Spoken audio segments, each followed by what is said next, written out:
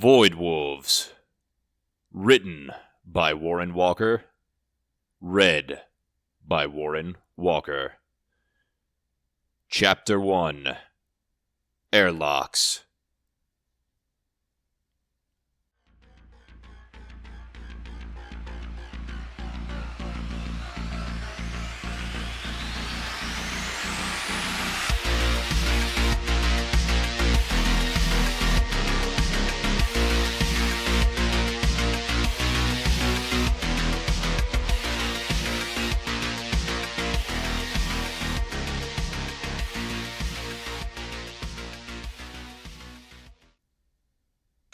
There were 6 of them total, suited up in rubber gloves, rubber boots, rubber masks, sackcloth bags, slung over their shoulders, and olive drab canvas jumpsuits covering their bodies.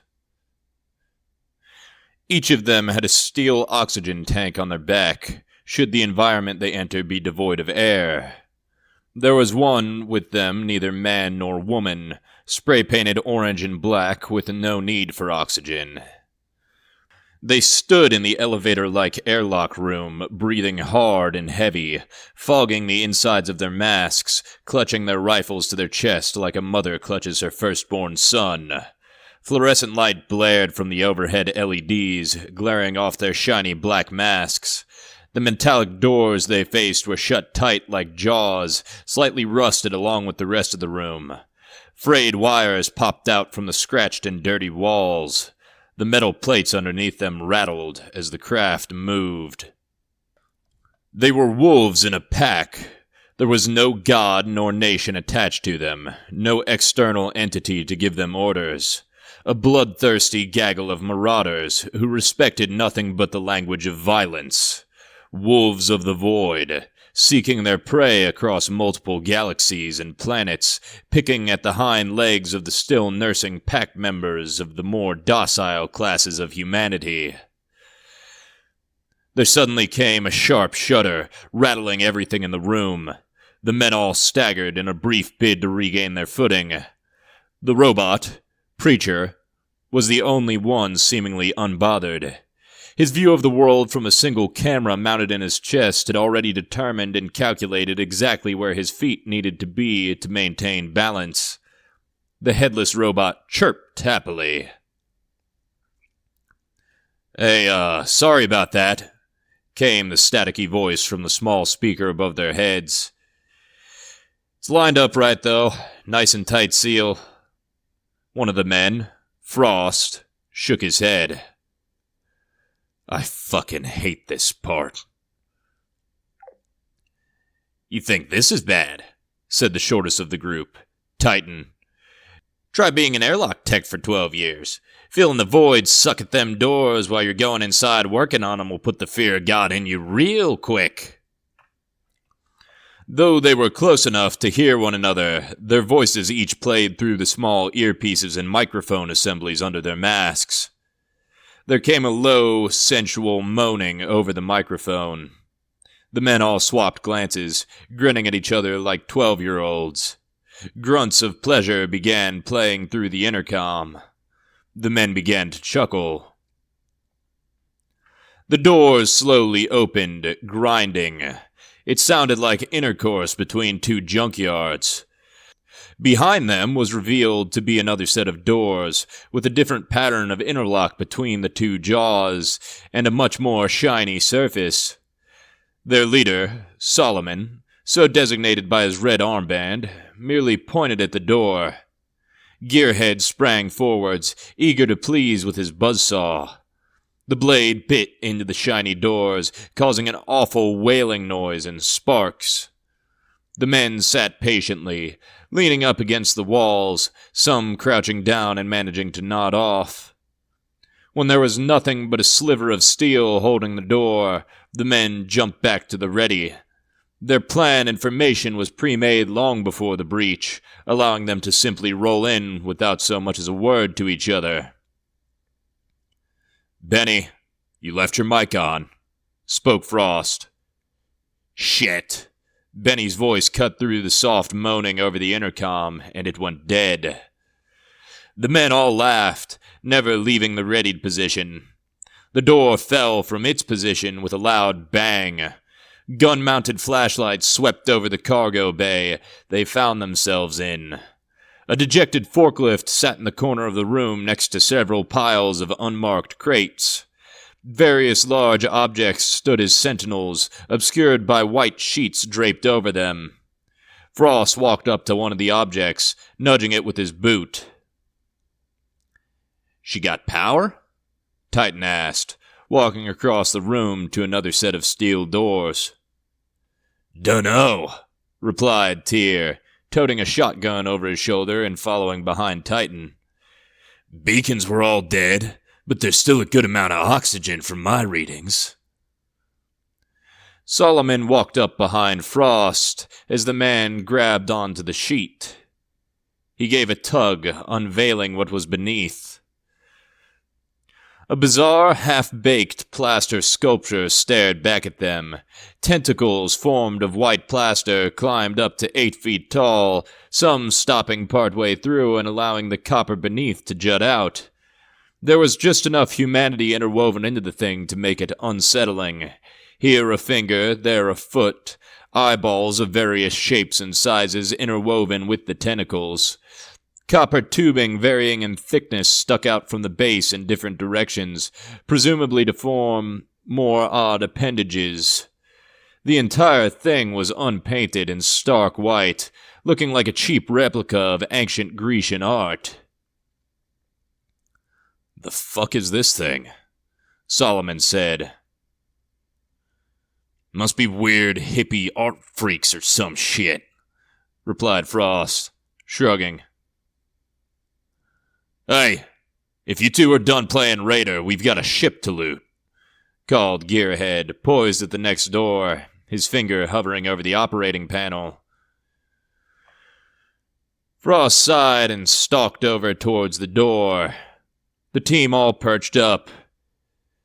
Gearhead punched the large, green, glowing open button on the panel, and the doors retracted into the wall with a hiss. Soft yellow light beamed from the newly opened room, the light bulbs intentionally designed to mimic the yellow of sunlight. The room before them was the tertiary living quarters, arrayed with fancy bronze lamps, shaded in crimson, plush leather couches, and shaggy scarlet carpet. The men's footsteps were softened as they moved into the room. Blazing white lights swept over everything like dancing fairies. Gearhead ran his rubber fingers over the surface of a side table, then examined them for dust. They were clean. He opened the table's drawer and pulled the singular green marble out of it. He chuckled to himself, then stuck it in his pocket. Titan did the same, checking a different table, and found a gold wristwatch. "Think it's real?" he asked, holding it up to the light and feeling its weight. "Maybe," replied the bulkiest of the group, Meter. "What do you got to lose?" "True," said Titan, stuffing it into his pocket. They posted up at the door on the far right side of the room. This one was a regular oak door, although the hinges were magnetized. Frost took point, aiming down the irons on his rifle, with Tyr holding onto the door handle. This was their standard stack for entry. "Preacher," called Frost. The little robot chirped happily. "There are no signs of life in the next room." A green wave of light shot out from the robot's eye, scanning the door. "Scanning indicates the next room is dining room." Tyr pulled the door handle, disengaging the magnetic latch, holding it shut with a loud click. The heavy metal door groaned as it swung inwards. 5 circular oak wood tables sat around the room, resting so they aligned with the lines on the black and white checkered flooring. They were all bare, save for 3 plates on one table, and a still-burning candle on every other table. The room smelled faintly of incense and floor cleaner. Thick red curtains hung from every wall. "Who the fuck decorates this shit?" Gearhead muttered, walking around the room. He examined one of the plates. The white plate was clean save for a crimson stain on its surface and a piece of what appeared to be yellowed calamari. Gearhead picked up the small tentacle, examined it, then threw it dejectedly on the floor. Frost pulled back the curtains, checking to make sure there were no surprises. Meter parted the curtains on the opposite side of the room from Frost, and was greeted with a portal leading to a dark room. His gloved fingers fumbled on the wall for a few moments before he found the switch. The lights came on with a click, white luminescent light flooding both the kitchen Meter was standing in and the dining room. The kitchen, much like the dining area, was almost completely bare. Steel counters were scrubbed clean, twin fridges sat in one corner, and a steel freezer door next to them. A small steel orb with a single arm sat dejectedly on the countertop. "Frost, over here," Meter called, moving into the room. He picked up the orb and examined it, as Frost and Solomon came in behind him. "What's that?" asked Frost. "Looks like a dishwasher bot. Think we ought to take it?" "Nah, that's what we have Carolina for." The men all cackled. "I'll take it. Call it a present for.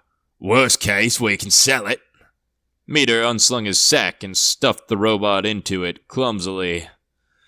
Gearhead, Preacher, Tyr, and Titan came into the kitchen and made a beeline for the fridge.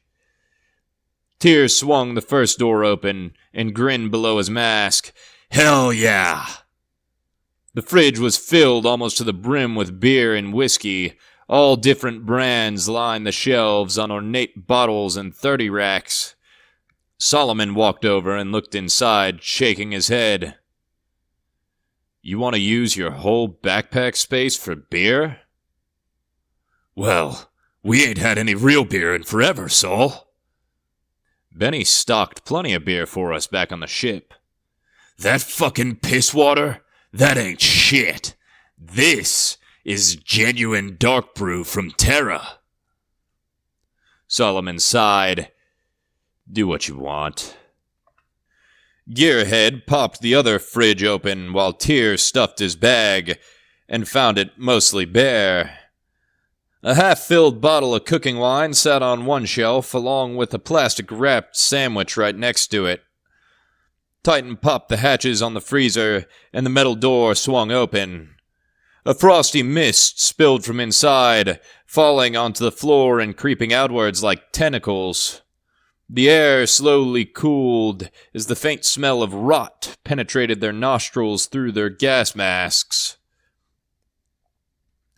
Titan took a hesitant step inside, his eyes glancing around wildly. The shelves were lined with jars full of unseen substances. A fine layer of frost coated the outside of the containers, obscuring their contents. There were various colors, some neon red, others a muted bluish green. Titan picked one of the jars up. It had a muted yellow tint to it. He rubbed the frost off with his elbow. Still, it was impossible to quite make out what was inside of it, just that there appeared to be various nails, suction cups, and one inky black pool. The blackened sphere blinked. Titan gasped and dropped the jar, stumbling back. The jar shattered on the ground, allowing the thing inside to fully stretch out. Even seeing it in full view, it was hard to discern what exactly it was. Tentacles splayed out onto the floor, interwoven with fingers and eyes seemingly at random. A small beak sat on what appeared to be the crown of its bulbous head. Titan's rifle snapped into position, aiming directly at the strange mutant cretin. It was abominable in every capacity of the word, filling Titan's bones with abject dread and disgust. The man's teeth ground together so they made a noise. "Preacher, get in here," Titan called. The robot carefully stepped one leg over the entry, then the other. "What the hell is that?" Titan pointed. The green wave shot out, going over the creature once, then twice, then thrice. "This entity is known as..." Preacher's speaker system gave off several harsh tones of varying pitch in rapid succession. "It is a god." "A what?" "A god." Titan's rifle wavered as he aimed it at the thing on the ground. He swore under his breath, his breathing coming now in short bursts. "It is a..." Preacher's robotic dialogue was drowned out by a burst of 5 rounds from Titan's gun. The corpse exploded, showering the room with mucus and gore. "Fucking shit!" screamed Frost. "What the hell is wrong with you?" Titan stumbled out of the freezer, shaking his head. "I don't know, man. I don't know. I don't like that shit, though." Frost and Solomon swapped glances through their masks. Tyr strode forwards, casual as ever, and peered inside. Tyr scoffed. "Just a bunch of fucking jars with sciencey looking shit. Looks like weird rats." "Anything worth taking?" Gearhead asked. Solomon looked inside now, giving a cursory scan of the room. "Not worth it for us, at least I'd say. We ain't in on those circles. Might sell the cords for this ship later on, though, if we run into the right person." Gearhead nodded. Titan shook his head. "Those aren't just rats. There. "Whatever. Drop it," Solomon barked. "We've got a lot more ground to cover." They moved from the kitchen and regrouped in the dining room. They unlocked the next door. The magnetic locks clicked as they retracted. The men moved in, holding a tight formation, moving through the engine bay. Metal behemoths loomed over them in the glow of the fluorescent light, chugging along in the loud rhythm their fuel lines demanded. Catwalks ran across the top of the room in large grid lines, guardrails painted in neon yellow, stray metal tables sat around with tools and oil stains haphazardly strewn about their surface. The whole room smelled of synthetic fuel and grease, seeping in through small cracks in their outfits. Flashlight beams lit upon moving pistons and whirling pulleys. "Sure there aren't any vitals on board?" asked Tyr, eyeing the engines. Solomon shrugged. "Scans show it's dead. Why?" "Dunno. Just got a feeling." "You always got a feeling," heckled Gearhead. "Maybe. Don't mean it's wrong this time, though." They moved through yet another door, this one emerging into a long corridor. There were curtained-off rooms on either side. The curtains were lined with thick lead on the inside, with magnetic strips on the bottom so they would stay closed. Frost moved one of them aside, confirming what they already knew. This was the shower hall. Moving swiftly through it, they came to the head at the end. It was lined with aluminum toilets, sinks, and tile flooring. They moved on. As they walked, here and there the ship would make odd noises, as often dead ships will. A metallic pop or clank as something suddenly set into place. Other times there would come a low groaning, like a great beast was injured. Here and there the hiss of compressed air suddenly bursting through some pipe aboard the ship, its journeys through the metal tubes unseen by human eyes. As Tyr held the rear, intermittently looking behind them to ensure there were no unwanted followers, he caught a flash of movement. It had been brief, perhaps a trick of the light as his head had been turning, a mere glint off one of the metal doors. He stepped slightly forwards, creeping the opposite direction of the group at large. He was sure there shouldn't be any life on board the ship. Positive that whatever he'd seen was nothing. But on the off chance he was wrong, he had to check it out. No need to alert everyone else. He'd merely peek around the corner and put his mind at ease. He came to a T in the hallway and peered to the left where he'd seen the shadow move to. There was a large set of double doors, and Tyr realized they led to a geedunk. The sound of a symphony came softly through the doors, as if being whispered faintly into Tyr's ear by a drunken lover. There was a faded imprint where a sign had once hung on the wooden doors, with large symbols scratched into the whole length of the door. They depicted strange sigils, none which Tyr had ever seen, and some things which he supposed could have been tendrils if he were to squint and tilt his head. Tyr advanced. As he drew towards the door, the music became louder, now playing its spoken volume as the bandit's gloved hand rested on the doorknob. His breathing came in short bursts, adrenaline fueling his over-caffeinated body as he clutched the pistol grip of his shotgun until his knuckles lost circulation. He took a step back, realizing he should call for help, realizing he didn't need to open the door politely. He didn't need help, though. Help meant sharing loot. His hand darted out, pinging the keypad to disengage the magnets. Then his black boot hit the door like a figurehead of some great naval vessel ramming into another. The door swung inwards with a crack. The geedunk was obscene, devoid of the regular assortment of snack foods, and thus deprived of its original purpose. 7-foot-tall Hellenic statues sat in the room, each of them stark white, each of them horrifically deformed in some way. Here Aphrodite would have 2 heads. There Mars sported a fungal growth of tentacles from his legs.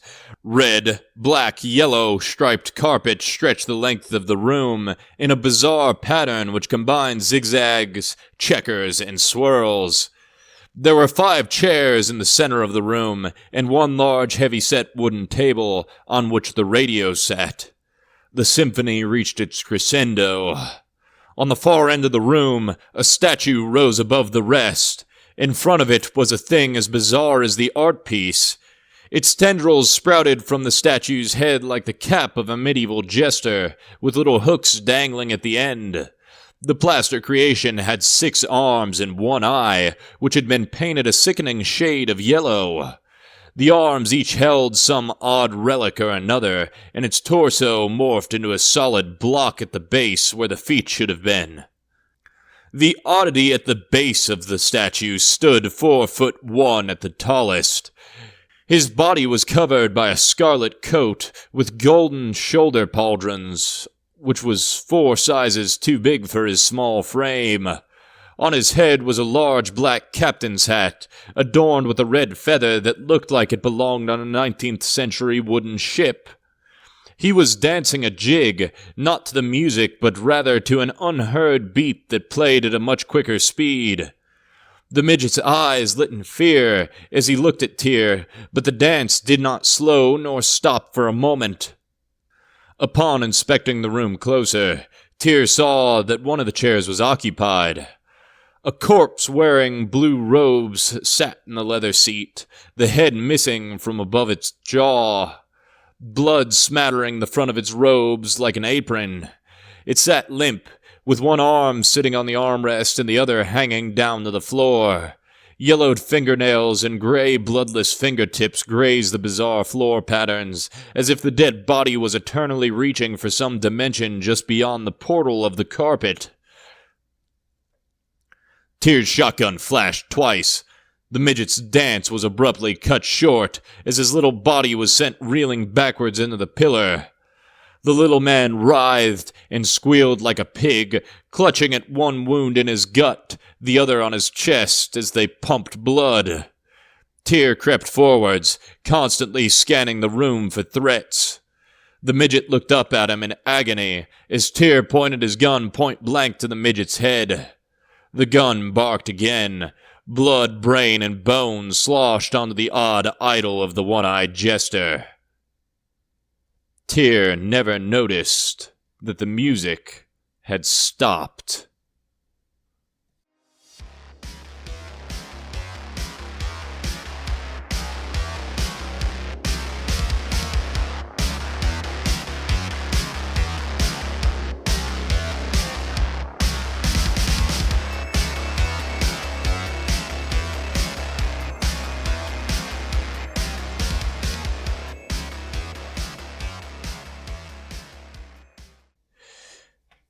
This has been Void Wolves, written by Warren Walker and read by myself, Warren Walker, with intro and outro music by White Bat Audio or Carl Casey. Link to that in the description. Oh, it's another outro. It's been a while. I'm just kind of freeballing it at the mic once again. Yeah, I think the Monolith concluded, a month ago? Yeah, I mean, the channel's done.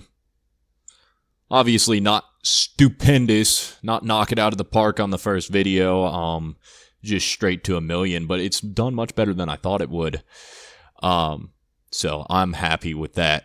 Certainly it seems like, the most popular that I've done has been the little guided quiet times, or the little cozy fantasy series, which I'm planning on doing more of.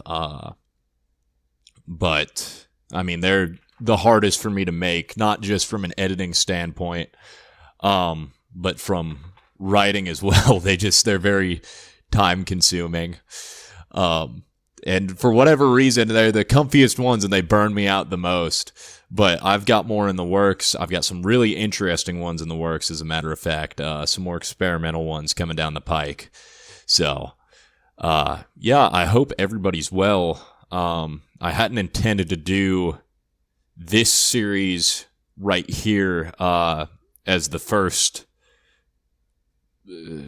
main series, I guess you call it, on this channel. I don't really know what the terminology for that would be, but just returning, I had planned to do the little gothic western first, and it just wound up this was the one that I finished first. I really had to push myself to finish that gothic western series, especially the last 2 or 3. It was just grueling for whatever reason. I've just been kind of in a writer slump, but I don't believe in writer's block, and I bully everybody who has it ever. So we're just going to push through and finish the projects we got. I'm glad you made it to the end of this one. It's a little bit more action-oriented than the Monolith. And the Monolith was pretty action-oriented. I like action-oriented horror, though. Your Resident Evils, your Silent Hills, your Alan Wakes. You'll note I didn't name a movie there because I can't think of one that does it right. But yes, I'm very much of the mindset of I prefer my horror where the main characters have a fighting chance. So this is very much that. So that's all from me for tonight as far as updates go. It's been a while since I've just talked into the mic kind of freely like this. I sincerely hope that you enjoyed tonight, and you'll be returning next week for the next episode. Have a blessed week, as per usual, and I'll see y'all next video.